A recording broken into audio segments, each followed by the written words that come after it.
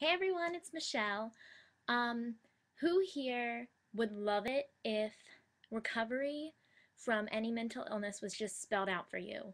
Like, sometimes I feel like I don't know where to go and like things get so off, and it's like I feel like mentally I know what to do, but I really don't know how to include it in my life.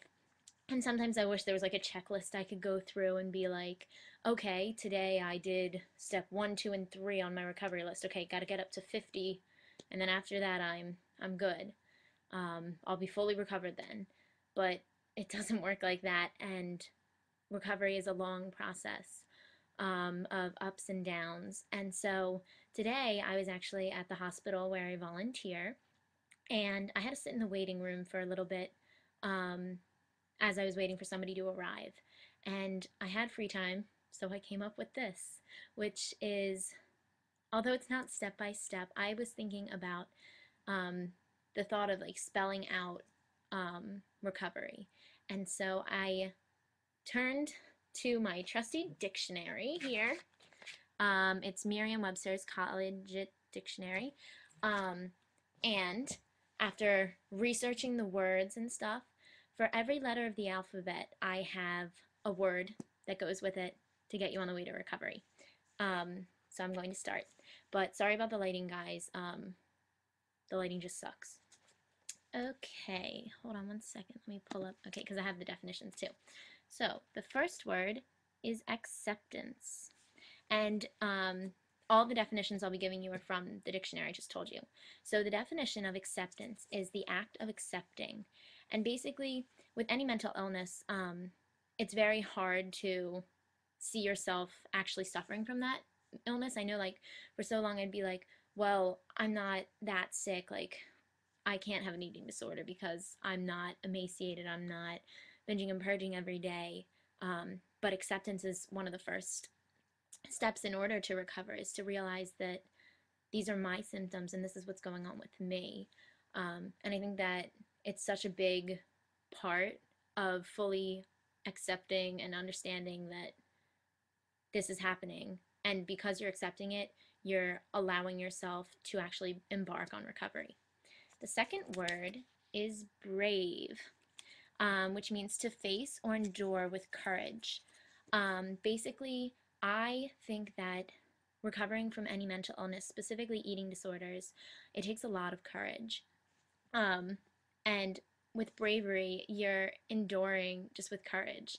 And it takes a very brave person to confront their thoughts and um, like try and like fight them, you know. So that's just one thing to remember as you go through this recovery process, is to remember to be brave. The next word is actually courage. That's why I accidentally said it earlier. It says mental or moral strength to venture, persevere, and withstand danger, fear, and difficulty. Um, you can gain courage by trying something when you're utterly terrified. I told my therapist, well, not my therapist, my school counselor, basically about everything when I first came out, and I was so scared. But it was that strength that helped me overcome that courage that was there. And so you need to have courage in your recovery so that you can persevere through all of the things that your mental illness will be throwing at you. Okay, next we have D, which is distractions. The state of being distracted is the definition. And basically, to fight like urges of whether it be self-injury, binging, whether it be a episode of bipolar, things of that nature, is to just find distractions, which are different coping methods. You could be drawing pictures, you could be singing, you could be dancing, you could film a puppet show of just utterly hysterical things. So I think that's an important thing, is to come up with distractions that would help you on your way through recovery. The next is eating. Now this one is specifically for eating disorders, but people always say like, okay, well, just get over it, get over your eating disorder and just eat. And the thing is, yes, it's hard to start eating after suffering from an eating disorder for a year, 2 years, 3 years, 15 years. And so it's important though that you do start eating, because eating disorders aren't about food. it's about the emotions and how you perceive things. And so starting to eat is one of the first. Yeah, I thought I heard somebody. One of the first things that you can do. The next thing we have is feelings, which is an emotional state or reaction. And feelings are perfectly normal, and it's perfectly normal to express them. You can express them through the different distractions that you came up with, but they're just the how you react to things. So there's no reason that you should look down on them and just let yourself react. The next one is G, which is game plan. And basically, that means a strategy for achieving an objective. And so you come up with your game plan, okay? So you're going to follow your meal plan, or you're going to go to therapy however often you go, or you're going to go inpatient, whatever your situation is, and you want to recover. And staying on that game plan of no matter like the ups and downs and the things that come your way, it's just having a game plan of I want to recover, I want my life back. Okay, the next word is hopeful, which is inclined to hope, which things with depression can get very low, and many people get suicidal because they feel this lack of hope that they've been in recovery and things aren't just suddenly better. But the thing is to remember that there's always hope out there. There are people who have recovered from various mental illnesses who are proof that it's possible to recover. The next word I have is interfuse, which means to add as if by fusing. For me personally, I sometimes think that, like, you go to therapy, you're like, okay, I'll do this, but then sometimes you come back from therapy and you don't actually do them. And so the thought of taking what you learn in therapy and applying it to your life is interfusing and fusing it into your life in that way. This word is jump, which means an abrupt change or transition. I'm picking the selective ones that I wanted to out of the dictionary. But basically, it's taking that jump and that leap of faith, and like you're always like so hesitant to change with your mental illness because your patterns have been building for years, and so you just want to stick with what's going on. But the thing is, you need to jump, and you need to completely just break off your ties with everything and kind of jump into the possibilities of how recovered your life could be. The next word is kindness, which is the quality of being kind. In another video that I had made, Pixie11 had said to be kind to yourself and to treat yourself with kindness. And I think that that's one thing, especially with eating disorders and self-harm, that you don't treat yourself with kindness at all because you feel unworthy of it. You feel unworthy of being kind to yourself.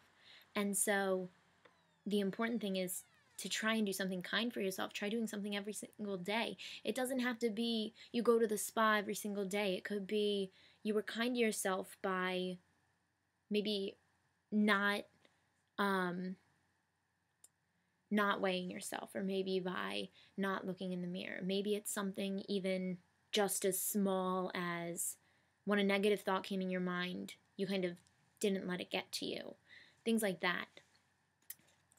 The next word is laughter, which is a cause of merriment. And basically, with eating disorders, mental illnesses, self-harm, the works, anything, depression, you always look at the negative things going on in your life, and you just forget to laugh. Recently, I was talking to someone who was suicidal, and we were talking about how to just laugh about like the silly things in life. And you could even create a scavenger hunt for yourself and be like, I'm going to find funny things in the day. Funny things like I'm going to try and spot somebody who's wearing 2 different color socks. You could do something like imagining just all these really funny things that could happen. Having somebody go look to watch the sunrise and they're looking in the opposite direction. Just like laughing about it and bringing laughter into your life will like improve your mood, because you'll be learning to laugh and not only focus on the negative. The next word is motivation, which means a motivating force or stimulus. And to recover from any mental illness, you need some motivation, you need some impetus to want to fully recover, whether it be a family member, whether it be a friend, whether it be for personal reasons, which would be awesome, reasons that you know that you're worth more, you know that you don't want to live in this pain anymore, just finding motivation in something. I know with like Alcoholics Anonymous, they talk about finding your higher power, and that could be a person, it could be um, through religion, but just finding something to motivate you to keep on going through recovery. The next word is nurturing, which means to supply with nourishment. Um, and you think of a plant I think of a plant whenever I hear the word nourishing, because you always have to like water the plant to make sure that it grows and thrives. And that's just the way that you need to treat yourself. You need to treat yourself by making sure that you get enough sleep, making sure that you eat, making sure that you're healthy, and just nourishing your body and giving yourself that love that you deserve. The next word is optimism, which means a doctrine that this world is the best possible world. A lot of the times with depression, you become very pessimistic and you start looking everything negatively. But if you look at the opposite way of thinking through optimism, it doesn't have to be you walking around going, this is the best life ever, oh my gosh, I'm so happy, everything's great. But it's just being optimistic that there's hope out there, and although you're struggling right now, you can recover. The next thing to remember is patience, which is bearing pains or trials calmly. And recovering from a mental illness, especially eating disorders, take a lot of time. And so it's very important that you be patient with yourself and don't expect that all of a sudden you'll be recovered, because by putting that stress on yourself, by thinking, oh my gosh, I'm not recovered yet, it's been 9-10 months since I've started therapy and I'm not recovered, or it's been 4 years and I'm not recovered, that just builds up all this anxiety that you don't need. But being patient with yourself and moving at your own rate.